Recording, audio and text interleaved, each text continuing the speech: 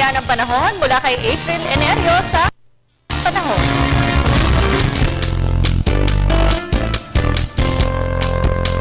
Salamat, Miss Cathy. Sa ating balita, naging isang ganap na low pressure area na itong binabantayan natin makulapan nitong mga nakaraang araw. Alas 4 ng hapon, namata nito sa layong 440 kilometers east ng Hinatuan, Surigao del Sur. Kasama ang naturang sama ng panahon sa umiiral na Intertropical Convergence Zone na siyang nakakaapekto dito sa may Bicol Region, Visayas at Mindanao. Sa ating nakikita, medyo malaki ang nasasakop na makaulapan nito kung saan nagdadala ng pagulan sa halos malaking bahagi ng Pilipinas. Sa kasalukuyan, asahan po ang moderate to occasional heavy rains of thunderstorms sa Mindanao at Eastern Visayas. Kaya inaabisuhan natin ang ating mga kababayan dyan na maging handa sa posibilidad ng pagbaha at landslides. Makakaranas naman ng light to moderate rains of thunderstorms ang Kabikulan at natitirang bahagi ng Visayas, habang ang Metro Manila at natitirang bahagi ng Luzon ay makaranas naman ng bahagyang maulap na kalangitan na may pulupulong pagulan o pagkidlat pagkulog lalo na sa hapon o gabi.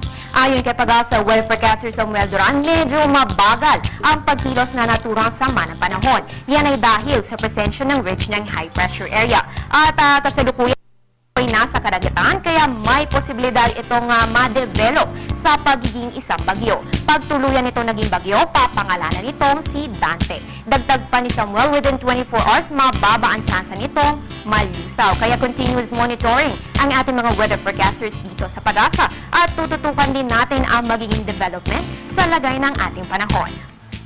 Tumutok po sa PTV alas 5 ng umaga para sa nanguna naghahatid ng weather updates ang Panahon TV.